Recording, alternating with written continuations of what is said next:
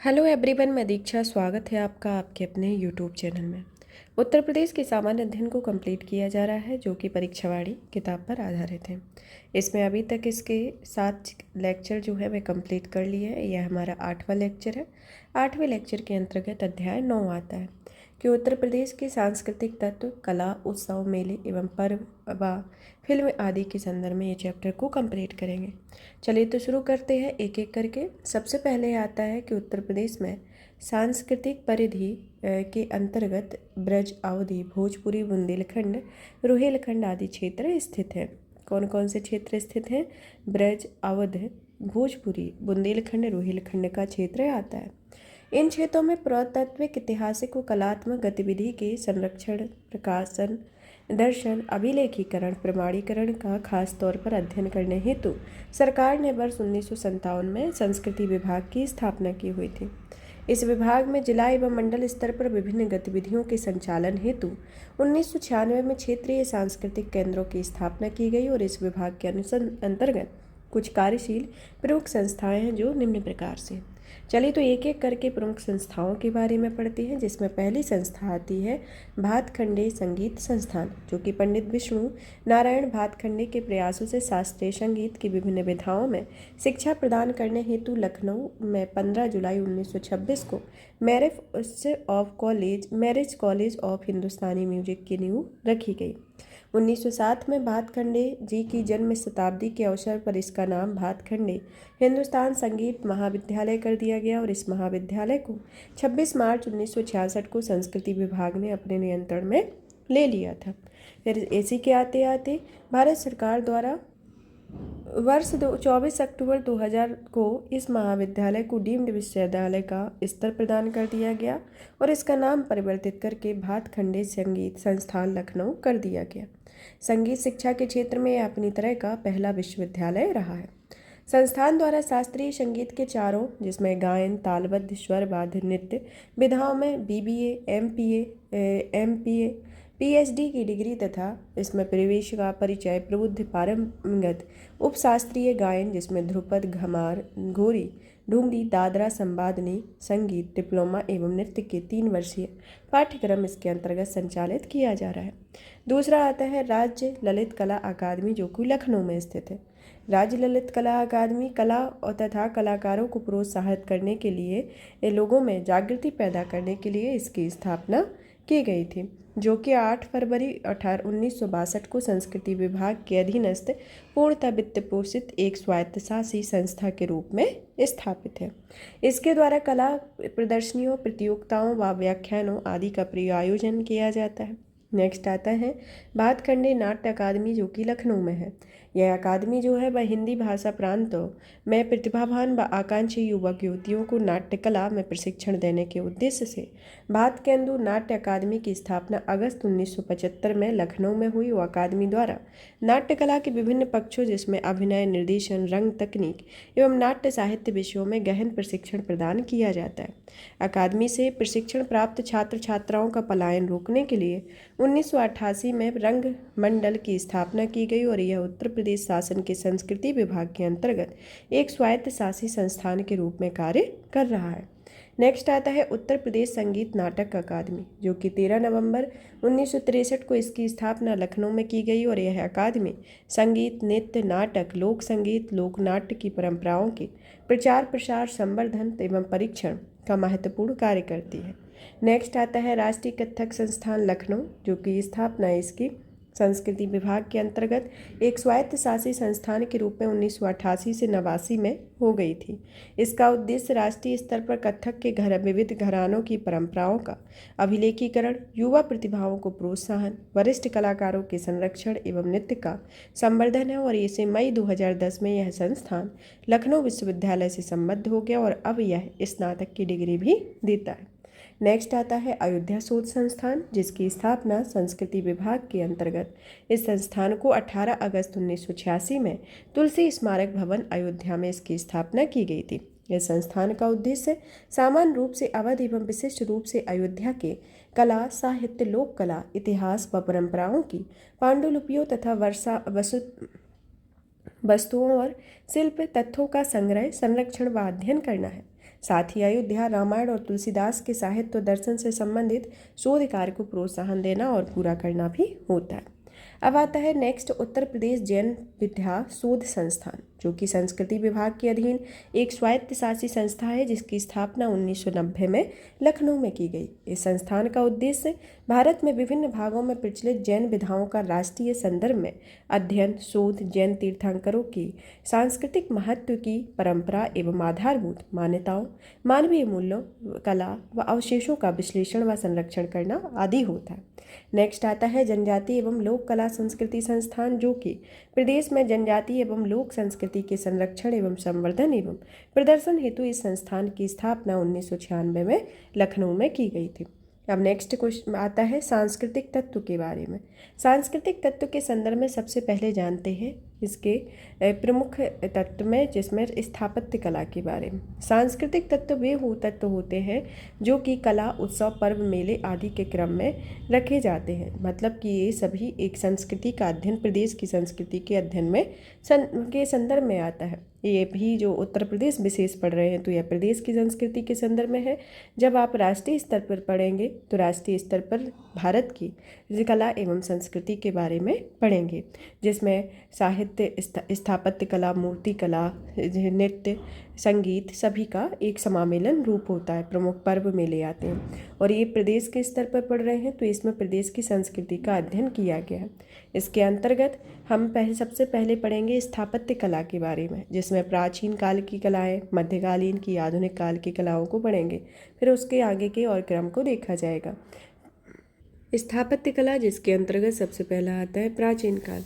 प्रदेश में स्थापत्य कला के प्राचीनतम अवशेष जो प्राप्त हुए वह मौर्यकालीन है, जिसमें जिनका निर्माण चूनार के बलुआ पत्थरों से हुआ और इस काल के मुख्य अवशेष शिला स्तंभ एवं स्तूप है, जिनमें सारनाथ का सिंह स्तंभ मौर्यकालीन कला का सर्वोत्कृष्ट नमूना है। मथुरा की परखम, बोरादा एवं कतिपय अन्य स्थानों पर यक्षों एवं यक्षिणियों की विशाल प्रतिमाएं मिली हैं, जो कि अशोककालीन है।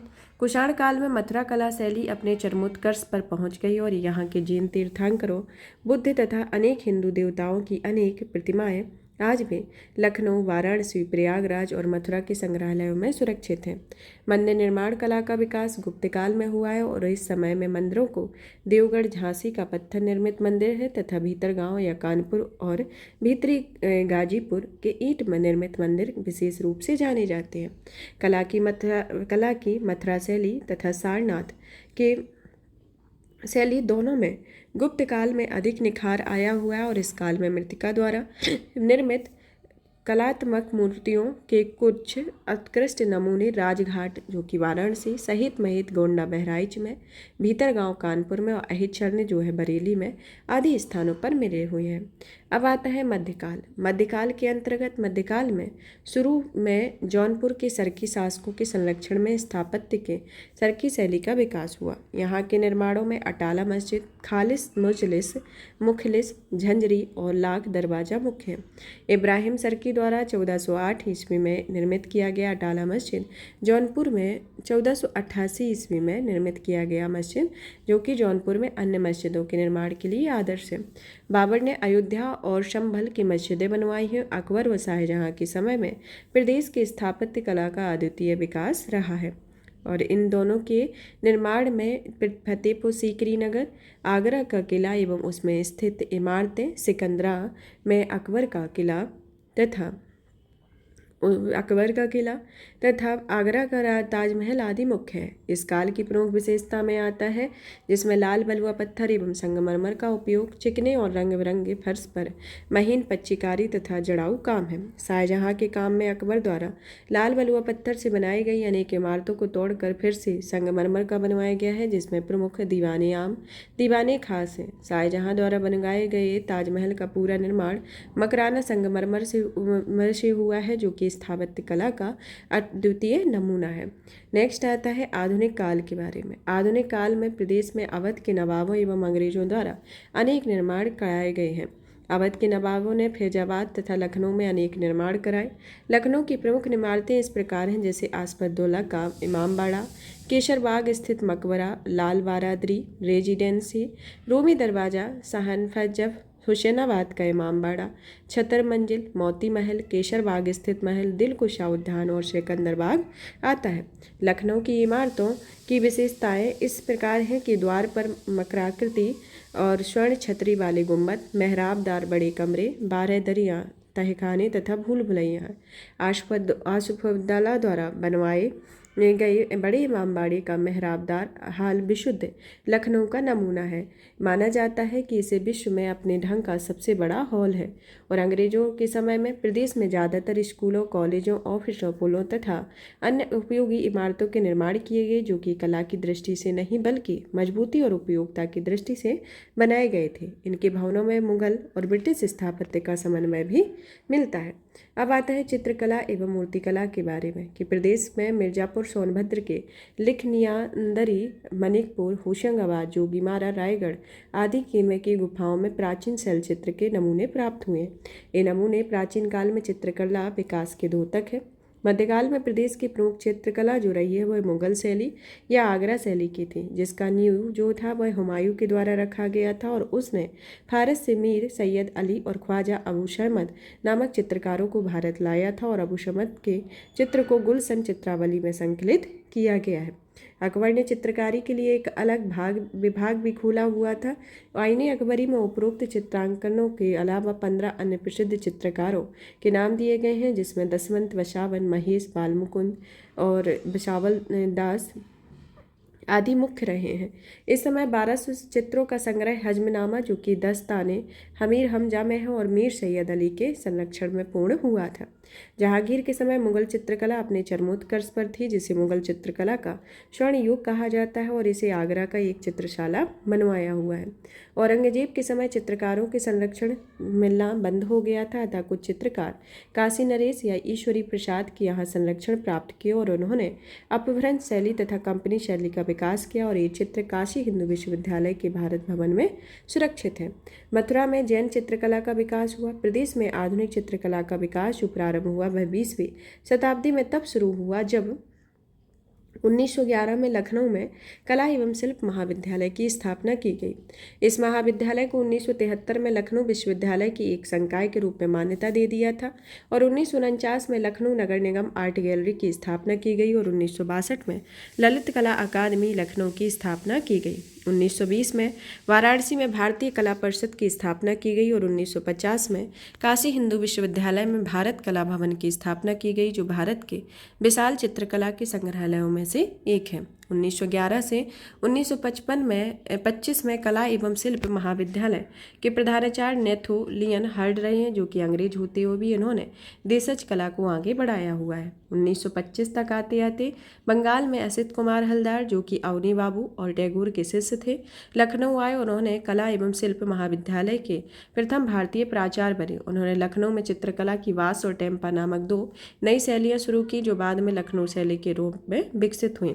लंदन प्रशिक्षण और 1945 में कला एवं शिल्प महाविद्यालय के प्रधानाचार्य नियुक्त हुए और ललित मोहन ने चित्रकला को नई दिशा प्रदान करते हुए पेस्टल व ऑयल पेस्टल में नैसर्गिक सौंदर्य तथा आकृतियों के चित्रण पर जोर दिया। उन्होंने ग्राफिक विद्या की शुरुआत की और उन्होंने सभी चित्रों की भी रचना की। 50 के दशक में प्राचार्य रहे हरिहर लाल मीर ने अपने दृश्य चित्र, जीवन, दैनिक जीवन पर आधारित चित्र, सभी चित्र और वास्तु चित्रकला शैली में चित्रित मेघदूतम श्रृंखला के कारण अपार ख्याति अर्जित की। 1956 तक आते आते प्राचार्य रहे सुधीर रंजन खास्तगीर को इस महाविद्यालय का सूर्य कहा जाता है। क्षितिजनाथ मजूमदार, सी बर्तानिया, जगन्नाथ मुरलीधर, सुखबीर सिंघल, रघुवीर सिंह बिष्ट, रणवीर सक्सेना इत्यादि ये प्रमुख जो रहे हैं वह अंतर्राष्ट्रीय ख्याति प्राप्त कर चुके चित्रकार हैं। मेरठ निवासी चमन से हैं। चमन में चित्रकला एवं मूर्तिकला पर 50 से अधिक पुस्तकें लिखकर तथा सर्वाधिक अंतर्राष्ट्रीय चित्र प्रदर्शनियां आयोजित करके विशेष ख्याति अर्जित की और प्रख्यात चित्रकार किरण उनकी धर्मपत्नी हैं। जगन्नाथ मुरलीधर अहिवासी को राज्य में विधानसभा में भित्ति चित्र को चित्रित करने का गौरव प्राप्त है। फिर जय नारायण सिंह तथा अवतार सिंह पवार प्रसिद्ध चित्रकार एवं मूर्तिकार रहे हैं। रणवीर सिंह बिष्ट के प्रसिद्ध चित्रों में पहाड़ी लोक नृत्य, पहाड़ी सीट से बचने का सहारा, गांव की सुबह, काम की समाप्ति पर सलत बालक, बाजार, गपसप, शहर की रोशनी, सांझ ढले, जाड़े की रातें, पहाड़ी घसियारे, नीलकंठ आदि शामिल है जो दर्शकों को अभिभूत कर देता है। रणवीर सक्सेना के प्रिय चित्रों में प्रतीक्षा, बुद्ध का गृह त्याग, झूला आदि उल्लेखनीय है।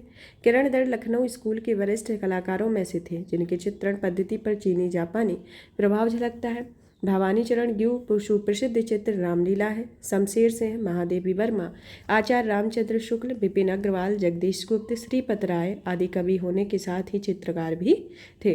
रामचंद्र शुक्ल के प्रमुख चित्रों को देखा जाए तो उनके जो चित्र बनाए जाते थे वह पश्चाताप, आकांक्षा, प्रतिशोध, दुह, स्वप्न, दया, मौत की आंखें, रोगी का स्वप्न, शेष, अग्नि, सृष्टि और ध्वंस, पराजय की पीड़ा आदि रहे। अमृता शेरगिल जो कि गोरखपुर विशिष्ट है और उन्होंने यथार्थ की गहरी पकड़, उपेक्षित समाज व महिला वर्ग की गहनी संवेदना की ख्याति प्राप्त चित्रकार रही हैं।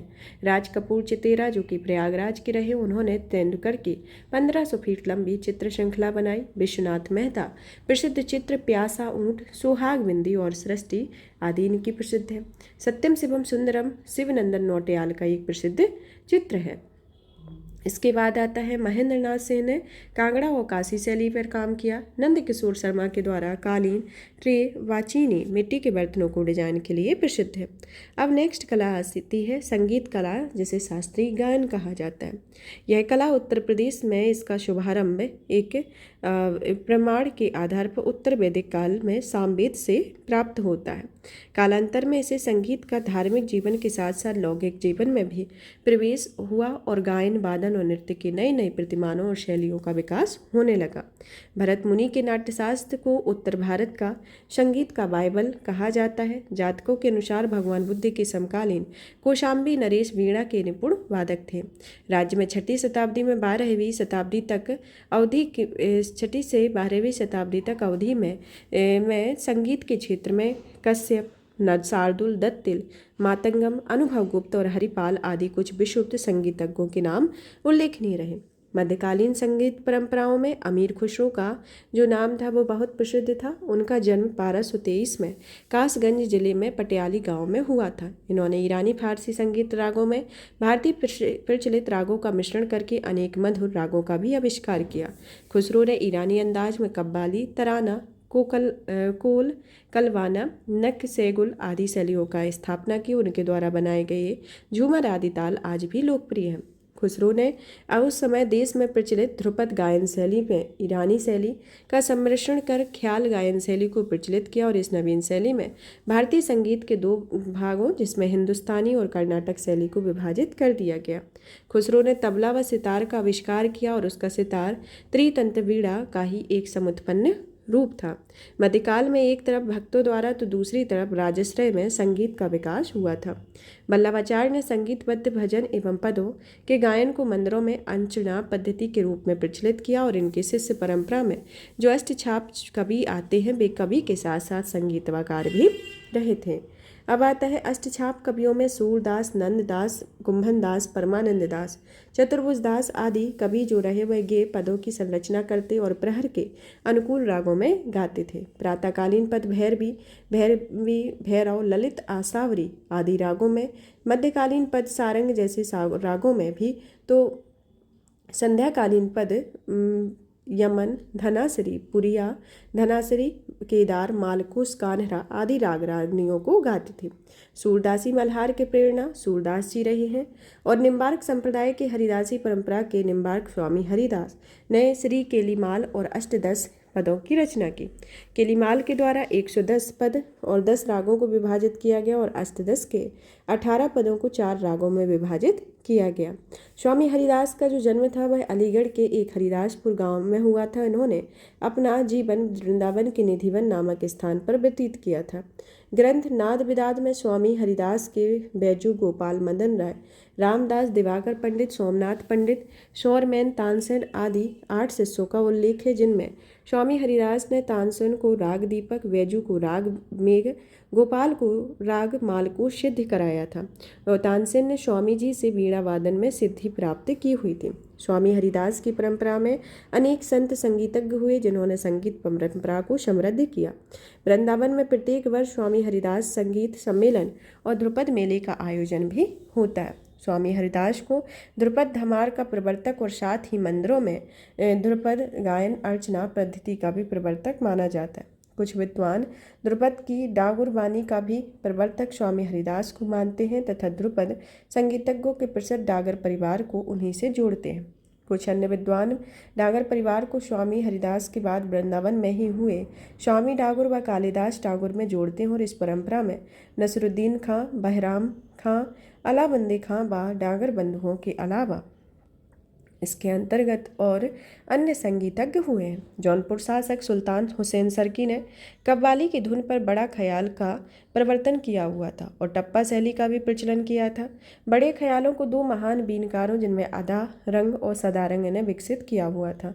फैजाबाद के खुशी महाराज, मेहदी उस्ताद, रहीमुद्दीन खां, मुस्तरीबाई व बेगम अख्तर आदि ने संगीत जगत में फैजाबाद का नाम बढ़ाया और कथक खुशी महाराज ने शास्त्रीय संगीत में टप्पा शैली प्रतिष्ठित की। शंभू महाराज ने अनेक वर्षों तक रहीमुद्दीन खां से ठुमरी की शिक्षा ली। मध्यकाल के बाद प्रदेश में लखनऊ, वाराणसी, विकिराना तथा आगरा आदि घरानों ने शास्त्रीय संगीत के इतिहास में जैसे जैसे महान गायक एवं वादक प्रदान किए, उन्होंने ये संगीत परंपरा के इतिहास को समृद्ध किया।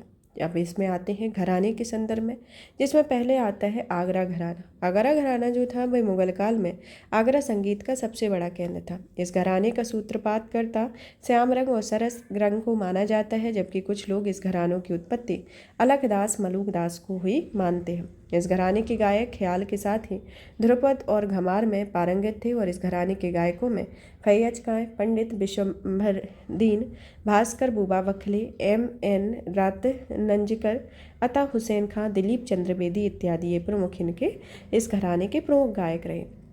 आगरा घराने की जो दूसरी शाखा थी उसे ख्याल व ठुमरी गायन की प्रधानता थी। इसे कव्वाल बच्चा घराना भी कहते हैं। मोहम्मद खां, रहमत खां, सादिक खां, अली आदि इस घराने के प्रमुख संगीतज्ञ रहे हैं। अब नेक्स्ट घराना आता है लखनऊ घराना। लखनऊ घराना जो है वह अवध के नवाब वाजिद अली शाह के संगीत मर्मज्ञ, कलाप्रेमी और संगीतज्ञ थे। उनके शासनकाल में अवध की कला की दृष्टि से इसे स्वर्ण युग कहा जाता है। उनके दरबार बिंदादीन जैसे कथक नृत्य के आचार्य और कूदऊ से हैं जैसे पखावजी शोभा बढ़ाते थे। उन्होंने दरबार में ठुमरी भाव एवं श्रृंगार प्रधान बंदिशों पर विशेष प्रचलन था, जो अधिकतर भैरवी, काफी, खम्माज, देश झंझोटी आदि रागरानियों तथा दीपचंदी, जलताल, कहरवा आदि तालों में गाई जाती है। यह घराना ख्याल व ध्रुपद गायन के लिए प्रसिद्ध है। खुर्शीद अली खां लखनऊ ख्याल गायकी के पितामह माने जाते हैं और राजा नवाब अली, गुलाम हुसैन, चिन्मय लाहिड़ी, गणपत राव, कृष्ण रातजकर आदि इनके शिष्य रहे। बाद में ख्याल गायकों में सूरज खां, छज्जू खां इत्यादि ये प्रमुख रहे हैं। मिर्जा गुलाब नबी शौरी ने टप्पा शैली का प्रवर्तन किया। गजल बेगम अख्तर इसी घराने की रही हैं। काजिम अली, प्यार खां, बासत खां, बहादुर खां आदि प्रसिद्ध रवाबिये थे। गुलाम मोहम्मद रहीम से ये प्रमुख सितार वादक रहे। रजा खां ने सितार की मध्य द्रुत लय प्रधान रजा खां ने गत शैली का प्रवर्तन किया। सादिक अली खां जो रहे वह बीणा एवं अली खां सारंगी के बेजोड़ वादक हैं। मोदू खां बख्सूर खां ने तबले के लखनऊ घराने का सूत्रपात किया। मोदू खां बख्तूर खां ने कथक नृत्य के लिए तबला वादन की जो शैली विकसित की उसे लखनऊ शैली कहते हैं। कोदऊ से है पंडित सखाराम पंडित, अयोध्या प्रसाद आदि इस घराने के प्रमुख पखावजीर हैं। वाजिद अली शाह के काल में ठुमरी को काफ़ी लोकप्रियता मिलने लगी और उन्होंने स्वयं अख्तर पिया उपनाम से उनके दरबारी विद्याधीन ने सनत प्रिया उपनाम से ठुमरी की बंद से तैयार की हुई थी। अब आता है नवाब वाजिद अली शाह की सहस नृत्य के विशाल आयोजन करते और कृष्ण की भूमिका स्वयं निभाते हैं। इनके दरबार में होलिकोत्सव की भव्यता को मनाया जाता था। नवाबों के युग में कथक नृत्य को भी काफ़ी लोकप्रियता मिली और विद्याधीन के बाद शंभू महाराज, बिरजू महाराज, कालका महाराज, अच्छन महाराज आदि ने कथक शैली को नई दिशा दी। अब आता है किराना घराना। किराना घराना जो है इस घराने का जो मूल स्थान है वह मुजफ्फरनगर के जिले का किराना घराना है।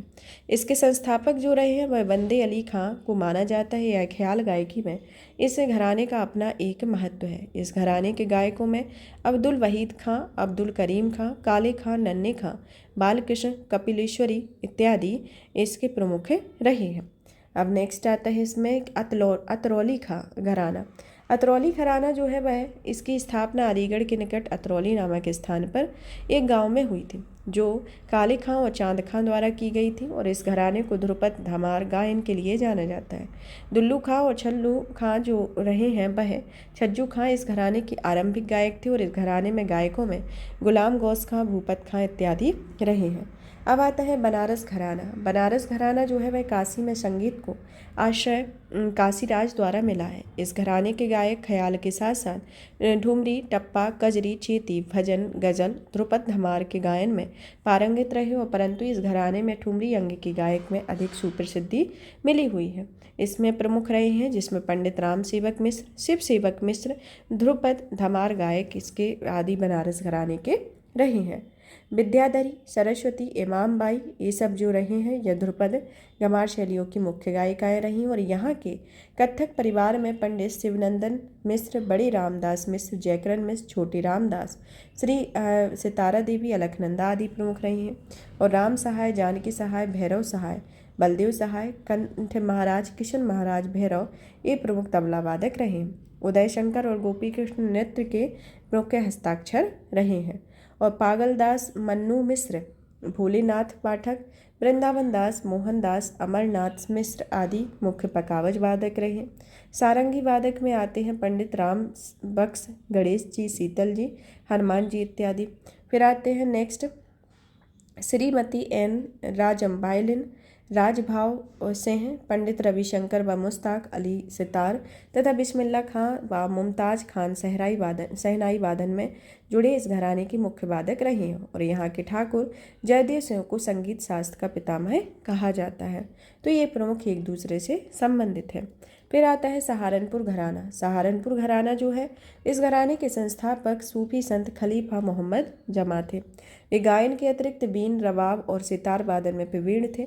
यह घराना आलाप, होरी, ध्रुपद गायन के लिए प्रसिद्ध है। और इस घराने के प्रमुख गायकों में बंदे अली खां, बहराम खां, जकरुद्दीन खां इत्यादि रहे हैं, इसके अंतर्गत आता है। अब आता है रामपुर घराना जो कि इस घराने के संस्थापक नैमल खां सदारंग और उनके शिष्य रहे हैं। इसमें अमीर खुसरो द्वारा शुरू की गई ख्याल गायकी को इस घराने ने बुलंदियों पर छुआ है। इस घराने के प्रमुखों में वजीर खां, उस्ताद बहादुर हुसैन इत्यादि प्रमुख रहे हैं। फतेहपुर सीकरी घराना, यह जो घराना है इसे मुगलकालीन घराना भी कहा जाता है। यह घराना ध्रुपद और ख्याल गायकी के लिए जाना जाता है, जिसकी शुरुआत मुगल बादशाह जहांगीर के काल में दो भाइयों जैनू खां और जोरावर खां के नाम से जानी जाती है। इस घराने के प्रमुख संगीतकारों में दूल्हे खां, घसीट खां, छोटे खां इत्यादि रहे हैं, जिसमें घसीट खां को सर्वाधिक प्रसिद्धि प्राप्त हुई है। अब आता है खुर्जा या अलीगढ़ घराना। जो घराना है इसकी शुरुआत 18वीं सदी के आरंभ में उस्ताद नत्थी खां और उनके पुत्र जोधे खां के द्वारा की गई। इनके पुत्र इमाम खां ने इस घराने की परंपरा को आगे बढ़ाया और इस घराने की तान प्रणाली में अद्भुत समन्वय देखने को मिलता है। इस घराने के गायकों में उस्ताद गुलाम हुसैन खां, जद्दूर खां, गुलाम हैदर खां, अल्ताफ हुसैन खां, अजमत हुसैन खां आदि शामिल रहे हैं। अब आता है भिंडी बाजार घराना जो कि मुरादाबाद के छज्जू खां, नजीर खां, खादिम हुसैन खां के मुंबई भिंडी बाजार में जाकर बस जाने से इस घराने की स्थापना हुई और लता मंगेशकर इसी घराने के अली खां से संगीत की शिक्षा ली थी। अब आता है इटावा घराना। इटावा घराना जो है वह गौरीपुर घराना भी कहते हैं। यह घराना सितार वादन के लिए विशेष तौर पर जाना जाता है। सुरजन सिंह, तुराब खां, इमदाद खां, इनायत खां, बिलायत खां, धुपथारा जोशी आदि इस घराने के प्रमुख वादक रहे हैं। शाहजहां घराना, यह जो घराना है यह सरोद वादन के लिए विशेष प्रसिद्ध है। उस्ताद काजिल अली, सखावत खां, इलियास खां आदि इस घराने के प्रमुख सरोद वादक हैं। अजराड़ा घराना जो कि इस घराने का संबंध मेरठ से है, तबला वादक घराना है। इसे मोहम्मदी खां, कल्लू खां और चांद खां आदि इसके मुख्य वादक रहे हैं। प्रयागराज जो है वह कोई घराना नहीं रहा, लेकिन यहाँ संगीत की कई विभूतियाँ रहीं। केशरबाई, जानकी बाई उर्फ छप्पन छोरी, कृष्णा देवी, मुनीर खातून बेगम आदि प्रयागराज की प्रमुख गायिका रहीं। सरोद वादन में उस्ताद करामतुल्ला खां घराना प्रसिद्ध है। यहाँ के हरिदास चौरसिया व रघुनाथ सेठ बांसुरी वादन के लिए प्रसिद्ध हैं। यूसुफ खां व प्रोफेसर लाल जी तबला वादन से नजीर खां सारंगी वादन के लिए प्रसिद्ध है। यहाँ की प्रयास संगीत समिति जो देश की प्रमुख संगीत संस्थाओं में से एक है। अब आता है मथुरा। मथुरा के अंतर्गत मथुरा के भक्तों में ध्रुपद गायन की एक समृद्ध परंपरा रही है। इसके अलावा यहाँ के सूबेदार के दरबार में भी संगीत को संरक्षण मिला हुआ था। दरबार में कौड़ी रंग व पेशा रंग ध्रुपद धमार एवं ख्याल के प्रसिद्ध गायक थे और इसके अलावा पान खां, बुलाकी खां, खाले खां आदि इसके प्रमुख गायक थे। संगीत कला लोकगीत के बारे में, यह जो प्रदेशों में लोकगीतों की एक समृद्ध परंपरा रही है। इस क्षेत्र में अवसर के अनुसार लोकगीतों के सुर, लय, ताल आदि में काफ़ी भिन्नता देखने को मिली थी। प्रदेश में क्षेत्रभर गाए जाने वाले कुछ प्रमुख लोकगीत इस प्रकार हैं, जिसमें कजरी, चोलर, कराही, गारी, पूर्वी, कहरवा, सुरहिनी इत्यादि ये प्रमुख लोकगीत। कव्वाली, बधाई गीत ये पूर्वांचल के गीत हैं। कजरी जो है वह वर्षा की ऋतु की लोकगीत है और इसकी उत्पत्ति मिर्जापुर में मानी जाती है। मिर्जापुर में भाद्र कृष्ण तृतीया को विंध्यवासिनी देवी का जन्मोत्सव कजरी पर्व के रूप में मनाया जाता है। मिर्जापुर में कजरी के 4 अखाड़े, जिसमें पंडित शिवदास मालवीय अखाड़ा, जहांगीर अखाड़ा, बैरागी अखाड़ा और अखड़ अखाड़ा है। थोड़े बहुत अंतरों के साथ कजरी संपूर्ण पूर्वांचल तथा अवध क्षेत्र में गाई जाती है, जिनमें मालिनी अवस्थी, उर्मिला श्रीवास्तव और अजिता श्रीवास्तव एवं उषा गुप्ता जो कजरी की प्रमुख गायिका हैं। शोहर, बधाई, सावनी, फाग, झूला, कजरी एवं संस्कार गीत अवध क्षेत्र की प्रमुख लोकगीत हैं। झूला, होरी, रसिया, बम रसिया, समाज गायन, मल्हार व पटका आदि ब्रज क्षेत्र में गाए जाने वाले लोकगीत हैं और समाज गायन ब्रज क्षेत्र में मंदिरों एवं आश्रमों में गाया जाता है। हरदौल, पवारा, आल्हा, ढिमरियाई, चंगेरिया, कोहाई, राजरा, दीवारी, तकरा गीत आदि बुंदेली लोकगीत हैं। इसमें आते हैं आल्हा, पूरे देश में गाया जाने वाला है, लेकिन मुख्य रूप से यह बुंदेली लोकगीत है। इसके गायन से वीर रस की प्रधानता है। रागनी, ढोला, लावनी, बन्ना, गुजरी आदि पश्चिमी क्षेत्र के लोकगीत हैं। भजन, पूरन, भगत, भृतहरि, निर्गुण आदि वैराग्य तथा भक्तिपूर्ण गीत हैं जो साधुओं द्वारा पूरे प्रदेश में गाए जाते हैं। मनोज तिवारी, मृदुल, मनोज सिंह मनु, लल्लन सिंह गहमरी, मालिनी अवस्थी, उर्मिला श्रीवास्तव, अजिता श्रीवास्तव, उषा गुप्ता, संगीता राय, संगीता श्रीवास्तव इत्यादि प्रमुख लोक गायक गायिकाएं रहे हैं। गीतों के साथ प्रयुक्त होने वाले लोक वाद्य यंत्र में ढोल, नगाड़ा, रणसिंघा, रेगड़ी, केकड़ी, मृदंग, नाल, मंजीरा, झांझ, चिमटा, करताल, बेला, चम्मच, हारमोनियम तथा थाली आदि प्रमुख हैं। नृत्य कला में इसमें शास्त्रीय नृत्य आता है, जो कि राज्य में शास्त्रीय नृत्य का विकास बाद में हुआ, लेकिन लोक नृत्य की परंपरा बहुत प्राचीन है और लोकगीतों के साथ लोक नृत्यों पर विशेष संबंध आता है। अतः विभिन्न अवसरों पर गाई जाने वाली लोकगीतों के साथ साथ लोक नृत्य भी किए जाते हैं और प्रदेश का एकमात्र शास्त्रीय नृत्य कथक है, जिसका प्रारंभ मंदिर के पुजारियों द्वारा कथा बाँचते समय हाव भाव के प्रदर्शन में माना जाता है। मुस्लिम शासकों में इस नृत्य को राज दरबार में आश्रय देना शुरू किया और वाजिद अली शाह जो कि अवध के दरबार से संबंधित थे, विशेष विकास उन्हीं के समय में हुआ। इस नृत्य का जो मुख्य केंद्र था वह लखनऊ था और इस नृत्य का उन्नायक ठाकुर प्रसाद को माना जाता है और विद्याधीन ने कथक में ठुमरी गायन का प्रवेश कराया। 20वीं शताब्दी में कथक के उत्थान में लीला सोखे अमेनका का विशेष योगदान रहा है और इस नृत्य के कलाकारों में ठाकुर प्रसाद, शंभू महाराज, सुखदेव प्रसाद इत्यादि ये प्रमुख रहे हैं। प्रदेश में 4 संस्थानों द्वारा कत्थन में स्नातक की डिग्री भी दी जाती है और ये संस्थान है बनारस हिंदू विश्वविद्यालय, आगरा विश्वविद्यालय, भातखंडे संगीत संस्थान लखनऊ व राष्ट्रीय कथक संस्थान लखनऊ आता है। अब आता है नृत्य कला, जो कि लोक नृत्य है। नृत्य कला में प्रदेश में प्रत्येक अंचल में लोक गीतों में भिन्नता के से लोक नृत्य में भिन्नता मिलती है। जैसे पहला लोक नृत्य आता है कीर्तन नृत्य। यह नृत्य जो है वह ब्रज क्षेत्र में गौड़ीय परंपरा के भक्त लोग मृदंग, हारमोनियम व मंजीरे की धुन पर हरिनाम का कीर्तन करते हुए यह नृत्य करते हैं। दूसरा आता है रास नृत्य, जो कि नृत्य ब्रज क्षेत्र में रासलीला के दौरान किया जाता है और रासक दंड नृत्य भी इस क्षेत्र में एक रोचक नृत्य होता है। झूला नृत्य, जो भी यह नृत्य ब्रज क्षेत्र का नृत्य है, जिसका आयोजन श्रावण मास में किया जाता है और इस नृत्य में मंदिरों में भी किया जाता है। मयूर नृत्य, जो कि यह नृत्य भी ब्रज क्षेत्र में किया जाता है। इसमें नृत्य के दौरान मोर के पंख से बने विशेष वस्त्र धारण किए जाते हैं। नरसिंह नृत्य, यह ब्रज क्षेत्र में नरसिंह चतुर्थी के नरसिंह नृत्य नाट्य नृत्य का आयोजन किया जाता है और इस नृत्य में नरसिंह भगवान द्वारा हिरण्यकशिपु दैत्य के और श्री राम जी के सबसे छोटे भाई शत्रुघ्न द्वारा लवणासुर दैत्य के वध को प्रदर्शन किया जाता है। इसके अंतर्गत आता है चरकुला नृत्य, जो कि ब्रज क्षेत्र में यह नृत्य होली के आसपास होता है और इसमें महिलाएं 108 दीपकों का चरकुला या पिंजारा सिर पर रखकर नृत्य करती हैं। घड़ा नृत्य, यह ब्रज क्षेत्र के लोगों द्वारा किए जाने वाले नृत्य में बैलगाड़ी अथवा रथ के पहिए पर अनेक घड़े रखे जाते हैं, फिर उन्हें सिर पर रखकर नृत्य किया जाता है। ख्याल नृत्य, जो कि पुत्र जन्मोत्सव पर बुंदेलखंड में ख्याल नृत्य किया जाता है और इनके अंतर्गत संगीत, कागज, वाजुक्सों की सहायता से मंदिर बनाकर उसे सिर पर रखकर नृत्य किया जाता है।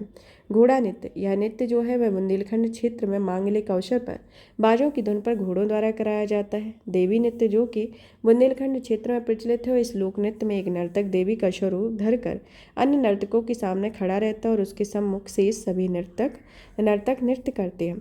राई नृत्य, जो कि बुंदेलखंड की महिलाओं द्वारा मांगलिक अवसरों व श्री कृष्ण जन्माष्टमी आदि अवसरों पर किया जाता है और इस नृत्य के गीत श्रृंगार परक होते हैं। पाई डंडा नृत्य, जो कि बुंदेलखंड के अहीर समाज का एक पारंपरिक नृत्य है, इसे बुंदेलखंड का डांडिया भी कहा जाता है। इसमें नर्तक पारंपरिक परिधान में माथे पर मोरपंख और पट्टी, पैरों में घुंघरू बांधे एक दूसरे पर डंडे का प्रहार करते हुए नृत्य करते हैं। कांडला नृत्य, जो कि बुंदेलखंड के धोबी समाज के स्त्री पुरुषों द्वारा विवाहोत्सव पर यह नृत्य किया जाता है।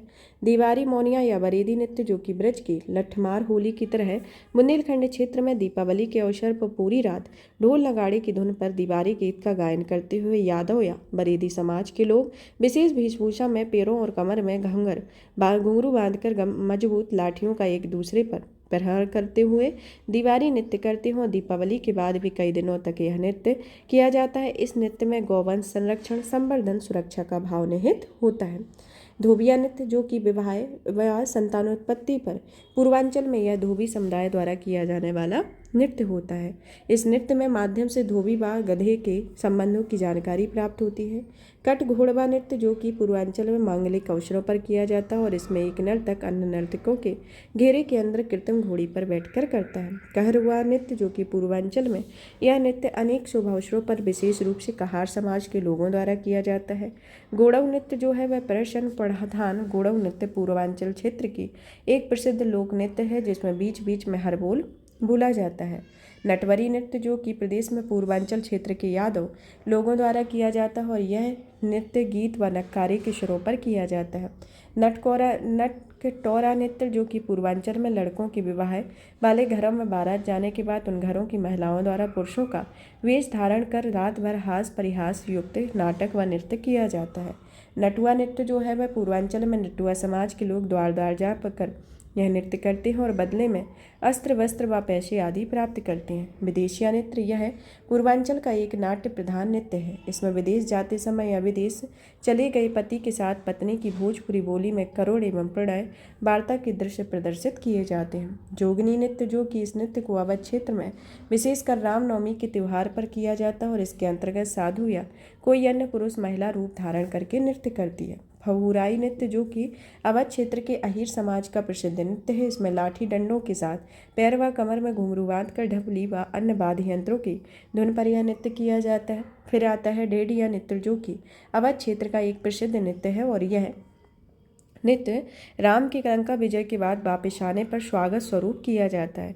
इसमें छिद्र युक्त मिट्टी के बर्तन में दीपक जलाकर इन्हें सिर पर रखकर किया जाता है। अब आता है सैला या सैरा नृत्य, जो कि सोनभद्र व मिर्जापुर के आदिम समाज के युवक कुछ प्रमुख अवसरों पर पैर में घुंघरू, कमर में मोरपंख तथा हाथ में डंडा लेकर यह नृत्य करते हैं। कर्मा नृत्य, जो कि सोनभद्र व मिर्जापुर के खरवार आदि आदिवासी लोगों द्वारा खरीफ फसल बोने के बाद होली के अवसर पर यह नृत्य किया जाता है। यह पुरुषार्थ व पर्यावरण का प्रतीक नृत्य है। डंडिया नृत्य, जो कि सोनभद्र आदि जिलों में संतान की कामना पूरी होने पर यह नृत्य सरस्वती के चरणों को समर्पित होकर किया जाता है। चोलर नृत्य, जो कि मिर्जापुर, सोनभद्र आदि जिलों में यह नृत्य अच्छी वर्षा और अच्छी फसल के लिए किया जाता है। फिर आता है ठर कहरी नृत्य, जो कि यह नृत्य सोनभद्र जिले में जनजातियों द्वारा किया जाता है, जिनमें जानवरों को सींग वाले वाद्य यंत्र बजाकर नृत्य करते हैं। अब आता है नाट्य कला या शास्त्रीय के बारे में। नाट्य कला जो है वह आधुनिक शास्त्रीय हिंदी रंगमंच का जनक वाराणसी के भारतेंदु हरिश्चंद्र को माना जाता है, जबकि भारतेंदु सहित बालकृष्ण भट्ट, देवकीनंदन त्रिपाठी, शीतला प्रसाद, गोपाल दास, राधा कृष्ण दास, माधव शुक्ल को हिंदी नाटक का प्रजापति कहा जाता है। भारतेंदु ने पूर्व 1843 में नवाब वाजिद अली शाह लिखित किस्सा राधा कन्हैया और उनके संरक्षण में सैयद आगा हसन लखनवी कृत इंद्र शवाह के मंचन का जिक्र किया जाता है। लेकिन विशुद्ध नाटक रीति से लिखा गया प्रथम नाटक नहुस था, जिसके लेखक भारतेंदु के पिता बाबू गोपाल चंद्र गिरधर थे, और आधुनिक विधि से मंचित प्रथम नाटक शीतला प्रसाद त्रिपाठी कृत रानी मंगल था। इसका मंचन अप्रैल 1868 में हुआ था। नाट्य कला के उन्नयन के लिए 1963 में उत्तर प्रदेश संगीत नाट्य भारती, 1964 में लखनऊ में रविंद्रालय व 1975 में लखनऊ में भारतेंदु नाट्य अकादमी की स्थापना की गई थी। मोहन राकेश, राज बिरसारिया, अमिताभ श्रीवास्तव, सूर्य मोहन कुलिक श्रेष्ठ, विनोद रस्तोगी, आलोक रस्तोगी इत्यादि इसके प्रमुख नाट्यकर्मी व निर्देशक रहे हैं। अब आता है लोकनाट्य या नाट्य कला के बारे में कि प्रदेश के अंचलों में लोकनाट्य एक समृद्ध परंपरा रही है।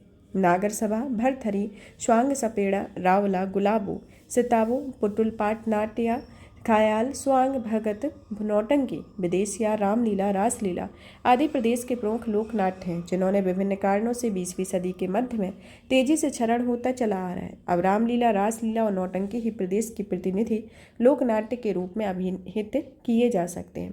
प्रदेश में लोक नाट्य कठपुतली के गिलप्स व रॉड पपेट प्रकार का अधिक प्रचलन है। गुलाबो सिताबो प्रदेश की पहली गिलप्स पपेट है, जो कि अवध के नवाब वाजिद अली के जीवन पर आधारित है। गुलाबो सिताबो व काबुलीवाला टैगोर की रचनाएं हैं और कठपुतली को पुनर्जीवित करने के लिए 2004 से 2005 से में राज्य में कठपुतली कला संरक्षण, प्रशिक्षण और संवर्धन योजना भी चलाई जा रही है। लोकनाट्य रामलीला का कोई मानक रूप नहीं है। वैसे पूरे प्रदेश में रामलीला का आयोजन किया जाता है, लेकिन रामनगर या वाराणसी के रामलीला के प्रतिनिधि रामलीला कहा जा सकता है, और रामलीला में अवधि के साथ साथ स्थानीय भाषाओं का प्रभाव भी रहता है। प्रयागराज रामलीला अपनी विशिष्ट शैली के लिए प्रसिद्ध है। लोकनाट्य रासलीला का मंचन अभी भी प्रायः ब्रजभाषी लोगों द्वारा किया जाता है और इसमें पारंपरिक लय व अनुशासन विद्यमान होता है। लोकनाट्य नौटंकी का आयोजन स्थानीय भाषाओं परंपराओं के अनुसार प्रायः पूरे प्रदेश में किया जाता है, और लोकनाट्य की यह विधा भी संकटग्रस्त है और इसके वजूद को कायम रखने के लिए नौटंकी कला केंद्र की स्थापना की गई है। फिर आता है इसके अंतर्गत कि प्रदेश में कानपुर, हाथरस आदि नौटंकी की प्रमुख शैलियाँ एवं घराने हैं। हाथरसी शैली में भक्ति व वीर रस की प्रधानता होती है, जबकि कानपुरी शैली में मनोरंजन प्रधान होती है। तो इनमें ही कुछ डिफरेंस रहती है। विनोद रस्तोगी जो कि इसके निर्देशक हैं, कृष्ण मोहन सक्सेना, चुन्नीलाल, मधु अग्रवाल, ये निर्देशक कानपुर शैली के हैं। तो ये प्रमुख निर्देशक रहे हैं जो कि इनके नौटंकी से जुड़े प्रमुख कलाकार हैं। अब आते हैं मेले। उत्तर प्रदेश में प्रतिवर्ष लगभग 2250 मेले लगते हैं, जो कि राज्य की समृद्ध सांस्कृतिक विरासत के प्रतीक हैं। राज्य में सर्वाधिक 86 मेले मथुरा में, फिर कानपुर में 80, हमीरपुर में 79, झांसी में 78, आगरा में 72, फतेहपुर में 70 और सबसे कम मेले पीलीभीत में लगते हैं। तो सर्वाधिक मेले जो है वह मथुरा में लगते हैं और सबसे कम मेले पीलीभीत में। प्रमुख वार्षिक उत्सव के बारे में प्रदेश सरकार के संस्कृति विभाग द्वारा प्रत्येक वर्ष अनेक उत्सवों का आयोजन किया जाता है। इन वार्षिक उत्सवों में से कुछ प्रमुख उत्सवों का संक्षिप्त रूप में वर्णन किया गया है। पहला आता है लखनऊ महोत्सव। इस महोत्सव में अवध की परंपरागत संगीत, नृत्य, वैभव, नजाकत एवं नफासत का दिग्दर्शन कराया जाता है। वाराणसी उत्सव, जिसमें भारतीय धर्म एवं संस्कृति तथा ज्ञान विज्ञान का प्रस्तुतिकरण किया जाता है और यह पर्यटन उत्सव है। फिर आता है सुलाई कुल उत्सव, हिंदू मुस्लिम एकता का उत्सव, आगरा में मनाया जाता है। कन्नौज उत्सव जो है वह पर्यटन विभाग द्वारा यह उत्सव प्रत्येक वर्ष कन्नौज में मनाया जाता है। ताज महोत्सव जो कि प्रत्येक वर्ष फरवरी माह में ताज नगरी आगरा में आयोजित इस पर्यटन महत्व में मुगलकालीन संस्कृति तथा भारतीय कला, ललित कलाओं का प्रदर्शन किया जाता है। राम बारात उत्सव, और यह उत्सव प्रत्येक वर्ष आगरा में मनाया जाता है। प्रयाग महोत्सव जो कि प्रदेश सरकार के संस्कृति विभाग के सहयोग से प्रतिवर्ष इस पर्यटन उत्सव का आयोजन प्रयागराज में किया जाता है। त्रिवेणी महोत्सव जो कि फरवरी में प्रयागराज स्थित बोट क्लब पर होने वाले इस आयोजन में प्रदेश के मिश्रित संस्कृति का अवलोकन किया जाता है। कंपिल उत्सव, जो कि फर्रुखाबाद के रामेश्वरम नाथ, कामेश्वर नाथ और जैन मंदिर में आयोजित इस पर्यटन उत्सव में विभिन्न धार्मिक सांस्कृतिक कार्यक्रमों का आयोजन किया जाता है। सरधाना महोत्सव, जो कि राज्य सरकार के सहयोग से इस उत्सव का आयोजन प्रत्येक वर्ष मेरठ के सरधाना में किया जाता है। लट्ठमार होलिकात्सव, जो कि प्रत्येक वर्ष फाल्गुन महीने में मथुरा जिले में बरसाना और उसके एक दिन के बाद नंदगांव में यह उत्सव आयोजित होता है और इसे प्रेम भरे रंगोत्सव के देखने के लिए देश विदेश से लोग आते हैं। बुंदेलखंड के लोध राजपूत बहुल लगभग 300 गांवों में भी लट्ठमार होली खेली जाती है। अब आता है बिठुर गंगा महोत्सव, जो कि कानपुर के बिठुर नामक स्थान पर प्रत्येक वर्ष कार्तिक माह के गंगा के तट पर इस महोत्सव का आयोजन किया गया है। गंगा महोत्सव, जो कि राज्य सरकार के सहयोग से प्रत्येक वर्ष इस महोत्सव का आयोजन वाराणसी में किया जाता है। यमुना महोत्सव, जो कि प्रत्येक वर्ष चैत्र छठ को मथुरा के विश्राम घाट पर यह महोत्सव मनाया जाता है। कबीर उत्सव, जो कि संत कबीर विषयक जीवन दर्शन को आधिकारिक प्रसारित करने हेतु संत कबीर नगर जनपद के मगहर में प्रत्येक वर्ष इस उत्सव या मेले का आयोजन किया जाता है। झांसी उत्सव, जो कि राज्य में संस्कृति विभाग द्वारा प्रत्येक वर्ष फरवरी माह में 5 दिवसीय आयुर्वेद महोत्सव का आयोजन किया जाता है। सैफई महोत्सव, जो कि प्रत्येक वर्ष जनवरी माह में इस महोत्सव का आयोजन सैफई इटावा में किया जाता है। कजरी महोत्सव, जो कि प्रत्येक वर्ष मिर्जापुर में मनाया जाता है। सोन महोत्सव, यह महोत्सव प्रत्येक वर्ष सोनभद्र में मनाया जाता है। फिर आता है वाटर स्पोर्ट्स फेस्टिवल, जो कि राज्य सरकार के सहयोग से प्रत्येक वर्ष इस फेस्टिवल का आयोजन प्रयागराज में किया जाता है। अब आता है चलचित्र या फिल्म में कि भारत में फिल्म उद्योग हिंदी के दर्शकों कलाकारों दोनों की दृष्टि से उत्तर प्रदेश का महत्वपूर्ण स्थान है। बॉलीवुड की हिंदी फिल्मों का सबसे बड़ा बाजार उत्तर प्रदेश ही है, क्योंकि फिल्म उद्योग के अनेकों नामों के जाने माने कलाकार नौशाद, मजहूर, शिल्तापुरी, जावेद अख्तर, शबाना आजमी, कैफी आजमी, शकील बदायूं, अनजान, इंदिवर, मासूम रजा, अमिताभ बच्चन, नरगिस दत्ता, बीना राय, राज बब्बर आदि उत्तर प्रदेश के ही निवासी हैं। ऐसा माना जाता है कि भारत की पहली बोलती फिल्म आलमारा जो 1931 में जो बनी थी, उसके निर्देशक बीपी मिश्र भी देवरिया के रहने वाले थे। प्रदेश के लोक भाषाओं यथा ब्रज, भोजपुरी, बुंदेली आदि में भोजपुरी में सर्वाधिक फिल्मों का निर्माण हुआ है। प्रदेश सरकार ने नई चिरविग्रहों का निर्माण कराने, सस्ते दामों पर मनोरंजन उपलब्ध कराने एवं रचनात्मक एवं उद्देश्यपूर्ण फिल्मों के निर्माण को ध्यान में रखकर 10 सितंबर 1975 को उत्तर प्रदेश चलचित्र निगम की स्थापना की हुई है। सूचना एवं जनसंपर्क विभाग द्वारा प्रदेश की सांस्कृतिक, पर्यटन, कृषि, साहित्यिक, औद्योगिक, ग्राम्य विकास तथा अन्य विकास संबंधी विषयों पर वृत्तचित्र तथा समाचार चित्र निर्मित किए जाते हैं और अब तक 100 से अधिक समाचार चित्र व 165 से अधिक चित्र तैयार किए जा चुके हैं, जिसमें लखनऊ, मेरा लखनऊ, महात्मा गांधी और उत्तर प्रदेश, चोर चोर, नैमिषारण्य, ब्रज होली, ग्राम्य, बुंदेलखंड विकास की हर चमक हर आँख में आदि प्रमुख वृत्त चित्र रहे हैं। नोएडा छोटी फिल्म सिटी मानी जाती है और राज्य में फिल्म उद्योग के विकास हेतु प्रथम फिल्म नीति 1999 में घोषित की गई थी, जिसे 2001 में फिल्म नीति के तहत प्रदेश में फिल्म विकास परिषद का भी गठन किया गया।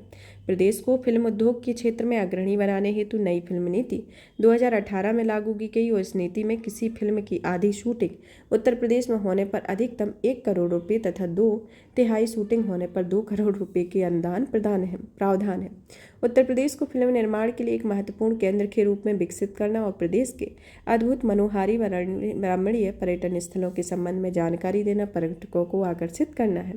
प्रदेश में निर्मित हिंदी, अंग्रेजी, देश की अन्य भाषाओं की फिल्मों के लिए उनकी कुछ लागत 25%, जबकि अवधी, ब्रज, बुंदेली, भोजपुरी फिल्मों के लिए कुल लागत में 50% की छूट दी गई है।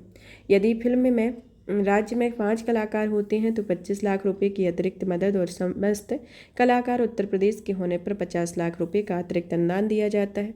राज्य में फिल्मों के विकास एवं निर्माण तथा फिल्म उद्योग को बढ़ावा देने के लिए फिल्म विकास निधि की स्थापना की गई है। प्रदेश में स्टेट फिल्म इंस्टीट्यूट खोला जाएगा। फिल्म नीति के उद्देश्यों की पूर्ति हेतु उत्तर प्रदेश फिल्म बंधु का गठन किया गया और प्रदेश में निर्मित होने वाली फिल्मों के निर्माण हेतु वित्तीय सहायता की संस्तुति करने का दायित्व भी फिल्म बंधु को दिया गया है। अब यहाँ पर ये हमारा जो टॉपिक था वो फिनिश होता है। अब इसके प्रश्नों को सॉल्व करते हैं। पहला प्रश्न आता है कि निम्न में से कौन सा सुमेलित नहीं है। Option A Birju Maharaj Kathak, option B Bismillah Khan shehnai, option C Zakir Hussain harmonium और ऑप्शन डी अमजद अली खान सरोद। तो इसमें जो आपका उत्तर है वह ऑप्शन सी है, क्योंकि जाकिर हुसैन जो है वह हारमोनियम से संबंधित नहीं है। नेक्स्ट आता है कि संगीत शिक्षा हेतु उत्तर प्रदेश का प्रथम संगीत महाविद्यालय है। तो उत्तर प्रदेश का प्रथम संगीत महाविद्यालय भारतेंदु हिंदुस्तान संगीत महाविद्यालय है। नेक्स्ट आता है कि संगीत शिक्षा प्रदान करने हेतु उत्तर प्रदेश में स्थापित प्रथम संगीत महाविद्यालय है। तो प्रथम संगीत विद्यालय कौन सा है? भातखंडे हिंदुस्तान संगीत महाविद्यालय लखनऊ। नेक्स्ट आता है कि उत्तर प्रदेश में जैन एवं बौद्ध धर्म दोनों का प्रसिद्ध तीर्थ है। तो जैन एवं बौद्ध का दोनों प्रसिद्ध तीर्थ कौन सा आता है? कौशाम्बी। तो ऑप्शन ए होगा। नेक्स्ट आता है कि सूची 1 और 2 को सुमेलित करना है, जिसमें बिरहा, भोजपुर, कजरी, अवधी, पवारा, ब्रजी, रसिया, बुंदेली दिया गया है। इसमें ऑप्शन देख लेती है कि इसके अंतर्गत कौन कौन सी ऑप्शन दिए गए हैं। जैसे ऑप्शन ए में इस तरीके से दिया गया है, option B, option C, option D. तो इसके अंतर्गत जो आपका उत्तर है वह ऑप्शन डी है, जो कि 1, 2, 4, 3 के फॉर्म में है।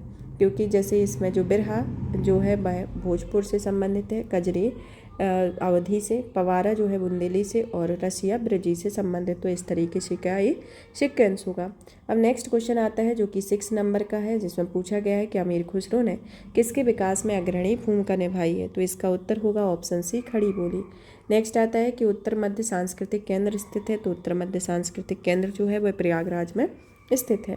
सितार मिश्रण है किसका? सितार जो मिश्रण है वह बीड़ा एवं तमूरी का है, ऑप्शन सी होगा।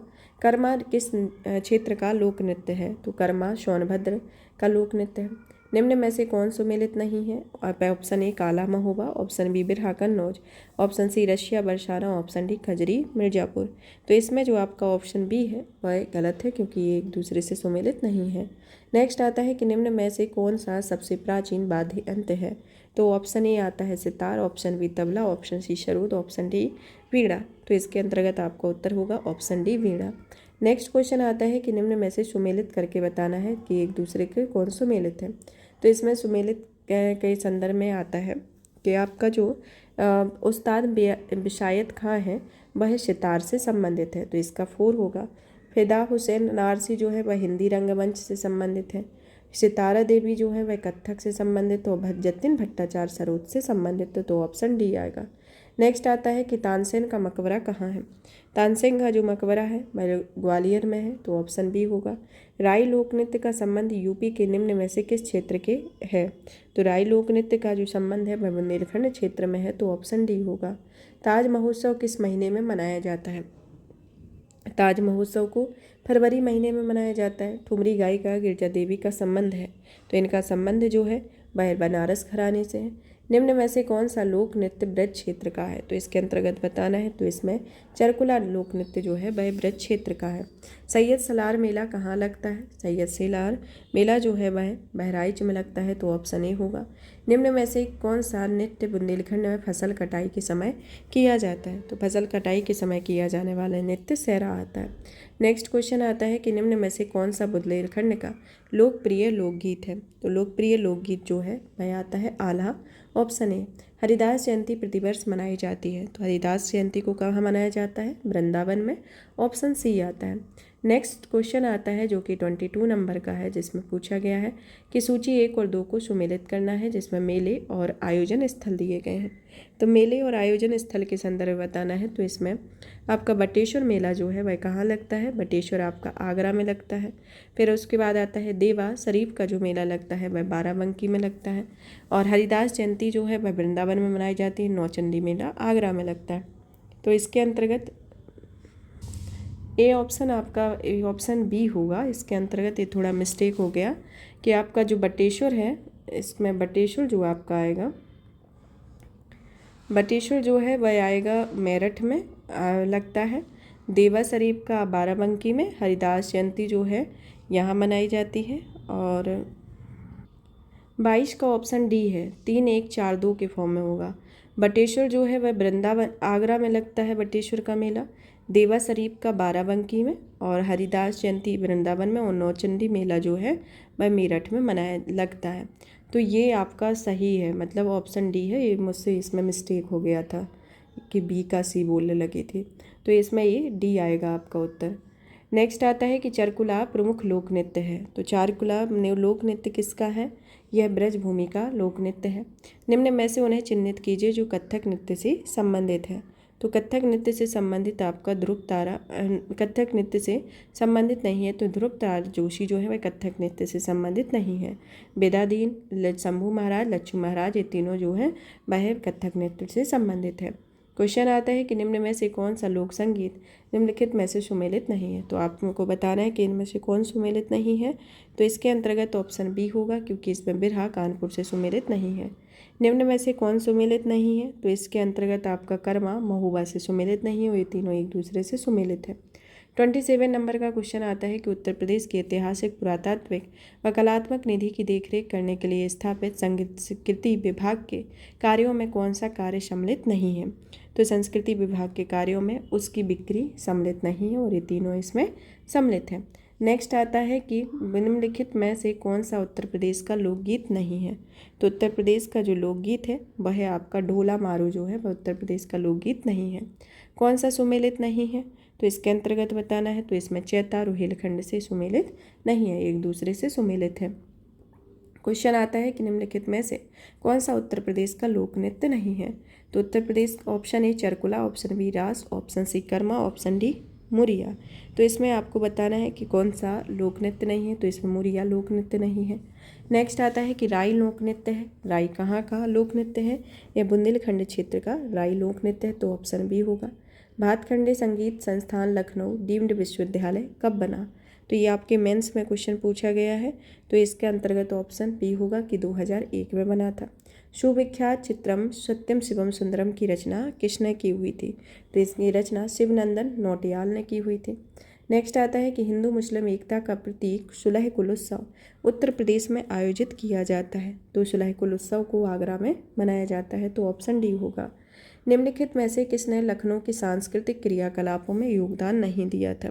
तो सांस्कृतिक क्रियाकलापों में मेहंदी को योगदान नहीं दिया था। तो ऑप्शन सी होगा। नेक्स्ट क्वेश्चन आता है कि चित्रकला की मुगल शैली का प्रारंभ किसके समय में हुआ था। तो यह हुमायूं के समय में हुआ था।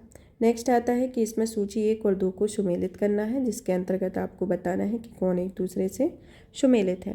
गोविंद साहब, बहराइच, कैलाश मेला, सहारनपुर, सैयद सलार, अम्बेडकर नगर, शाकुंभरी देवी मेला, आगरा। तो इसमें से कौन सा सुमेलित नहीं है। तो इसके अंतर्गत आपका ऑप्शन बी है जो एक दूसरे से सुमेलित है। जैसे गोविंद साहब जो है वह आपका अम्बेडकर नगर से संबंधित है, यहाँ पर संबंधित है। फिर आता है इसके बाद कैलाश मेला आगरा से। इसके बाद आता है सैयद सलार जो है बहराइच से, और शाकुंभरी मेला जो है वह लगता है सहारनपुर में। तो ये प्रमुख है, एक दूसरे से इस तरीके से संबंधित है। नेक्स्ट क्वेश्चन है कि उत्तर प्रदेश में वर्षा के समय गाया जाने वाला लोकगीत है। तो वर्षा के समय कौन सा लोकगीत गाया जाता है। कजरी लोकगीत गाया जाता है। नेक्स्ट आता है क्वेश्चन 39 नंबर का कि सुप्रसिद्ध शास्त्रीय गायक भीमसेन जो कि संबंधित है। भीमसेन किस घराने से संबंधित रहे हैं। वह किराना घराने से। कथक के कलाकार नहीं है। Option A Birju Maharaj, option B Kishan Maharaj, option C Lachhu Maharaj, option D Sitara Devi. तो इसके अंतर्गत ऑप्शन बी है। तो किशन महाराज जो है वह कथक से संबंधित नहीं है। नेक्स्ट क्वेश्चन आता है सूची 1 और 2 को सुमेलित करने के लिए, जिसमें मेला, त्यौहार और आयोजन स्थल दिया गया है। तो इसमें आपको पशु मेला कहाँ लगता है, द्रुपद मेला, गोविंद साहब मेला, माघ मेला के बारे में बताना है। तो इसके अंतर्गत जो आपका उत्तर है वह ऑप्शन ए है, क्योंकि आपका पशु मेला जो है वह बटेश्वर में लगता है, द्रुपद मेला वाराणसी में लगता है, और गोविंद साहब मेला जो है वह अम्बेडकर नगर में, और माघ मेला प्रयागराज में लगता है। फिर नेक्स्ट आता है कि सूचियाँ सुमेलित करने के लिए लोकगीत और क्षेत्र दिए गए हैं, जिसमें बिरहा, रसिया, आल्हा, कजरी हैं, जो कि उनके क्षेत्र को बताना है कि यह किस क्षेत्र से संबंधित है। तो इसके अंतर्गत जो आपका उत्तर है ऑप्शन सी है, क्योंकि बिरहा जो है वह पूर्वांचल का है। फिर आता है रसिया ब्रजभूमि का, आल्हा जो आता है बुंदेलखंड का, और कजरी अवध का लोकगीत है, लोग इसका क्षेत्र है, तो ये इसके प्रमुख संबंधित है। नेक्स्ट आता है कि उत्तर प्रदेश का मुख्य लोक नृत्य है। तो उत्तर प्रदेश का मुख्य लोक नृत्य कौन सा है। तो इसके अंतर्गत आपके तीनों लोक नृत्य जो है वह उत्तर प्रदेश के लोक नृत्य हैं, धोबिया, राई, सायरा। नेक्स्ट क्वेश्चन आता है 44 नंबर का कि सम्मिलित करना है कि भातखंडे संगीत संस्थान, राज्य ललित कला अकादमी, उत्तर प्रदेश संगीत नाटक अकादमी और भातखंडू नाट्य अकादमी। तो इसके अंतर्गत बताना है कि कौन एक दूसरे से सुमेलित है। तो इसमें भातखंडे संगीत संस्थान जो है वह 1926 में इसकी स्थापना की गई। राज्य ललित कला अकादमी की 1962 में, उत्तर प्रदेश संगीत नाटक अकादमी की 1963 में और भातखेंडू नाट्य अकादमी की 1975 में स्थापना हुई। तो इस तरीके से ऑप्शन ए होगा। नेक्स्ट आता है कि मिर्ज़ापुर प्रसिद्ध है, तो मिर्ज़ापुर किस लिए प्रसिद्ध है? तो इसमें उत्तर जो होगा वह ऑप्शन ए होगा, कजरी के लिए। इसमें से सही युग में कौन सा नहीं है, इसके बारे में बताना है। तो इसमें जो आपका ऑप्शन डी है वो सही नहीं है कि बिरहा कन्नौज से संबंधित नहीं है और ये तीनों एक दूसरे से संबंधित हैं। कौन सा शास्त्रीय नृत्य उत्तर प्रदेश से संबद्ध है? तो इसके अंतर्गत बताना है। तो इसमें आपका कथक जो है वह उत्तर प्रदेश से संबंधित है। नेक्स्ट आता है कि शाकंभरी देवी मेले का आयोजन किया जाता है। तो शाकंभरी देवी मेले का आयोजन कहाँ किया गया है? सहारनपुर में। बहराइच, सुल्तानपुर, रायबरेली किस बोली के क्षेत्र हैं? इसके अंतर्गत ऑप्शन डी होगा, अवधी के। नेक्स्ट आता है कि निम्न में से कौन सी एक सुमेलित नहीं है? तो इसके अंतर्गत बताना है। ऑप्शन ए आला बुंदेलखंड, ऑप्शन बी बिरहा पूर्वी Uttar Pradesh, option C Kajri Rohilkhand, option D Chaita Awadh एवं भोजपुरी क्षेत्र। तो इसके अंतर्गत बताना है। तो इसमें जो उत्तर है ऑप्शन सी होगा, क्योंकि कजरी रोहिलखंड से संबंधित नहीं है। तो कौन सा बुंदेलखंड का लोक नृत्य नहीं है? तो बुंदेलखंड का जो लोक नृत्य नहीं है वह बढ़ैया नृत्य है, जो बुंदेलखंड का लोक नृत्य नहीं है। नेक्स्ट आता है लठमार होली मनाई जाती है। लठमार होली कहाँ पर होती है? बरसाने में। अयोध्या के किस संगीतकार ने शास्त्रीय संगीत की टप्पा शैली का विकास किया हुआ है? तो इस टप्पा शैली का जो विकास है वह किसके शैली अंतर्गत किया गया है? खुशी महाराज के। नेक्स्ट आता है कि मेरठ में प्रत्येक वर्ष होली के बाद आयोजित किया जाने वाला रंग बिरंगा मेला कौन सा है? तो मेरठ में कौन सा मेला लगता है? नौचंदी मेला, ऑप्शन बी आता है। नेक्स्ट क्वेश्चन आता है कि किस सूफी संत की वार्षिक उर्स पर देवा शरीफ या बाराबंकी का मेला लगता है? तो इसके अंतर्गत आपको बताना है। तो यह वारिस अली शाह की। नेक्स्ट क्वेश्चन आता है कि प्रसिद्ध सितार वादक इनायत खान किस घराने से संबंधित है? तो यह इटावा घराने से संबंधित है। जौनपुर के सुल्तान हुसैन सरकी ने निम्नलिखित में से किस धुन पर बड़ा ख्याल का विकास किया है? तो बड़ा ख्याल का विकास कव्वाली के संदर्भ में किया गया है, तो ऑप्शन सी होगा। नेक्स्ट आता है कि निम्नलिखित में से किस तबला वादक का जन्म बनारस के कबीर चूरा में हुआ था? तो यह आपके पंडित किशन महाराज रहे, जिनका ये कबीर चूरा में इनका जन्म हुआ। नेक्स्ट आता है कि निम्न में से कौन लोकगीत बरसात के महीने में गाया जाता है? बरसात के महीने में आपका कजरी लोकगीत गाया जाता है, ऑप्शन सी होगा। उत्तर मध्य भारतीय शास्त्रीय संगीत का बाइबल ग्रंथ कहलाता है। तो बाइबल ग्रंथ जो है वह आता है ऑप्शन डी, सूफीनामा कहलाता है। नेक्स्ट आता है निम्नलिखित में से कौन हिंदुस्तान संगीत के क्षेत्र में महान विभूति नहीं था? तो माल गुर्जरी जो रहे हैं वह इसके महान विभूति नहीं रहे हैं, तो ऑप्शन डी होगा। अब यहाँ पर ही प्रश्नों की श्रृंखला फिनिश होती है। नेक्स्ट क्लास में नेक्स्ट चैप्टर के साथ मिलेंगे। तब तक आप इस सेशन को ज़्यादा से ज़्यादा शेयर करें, वीडियो को लाइक करें, चैनल को सब्सक्राइब करें। धन्यवाद।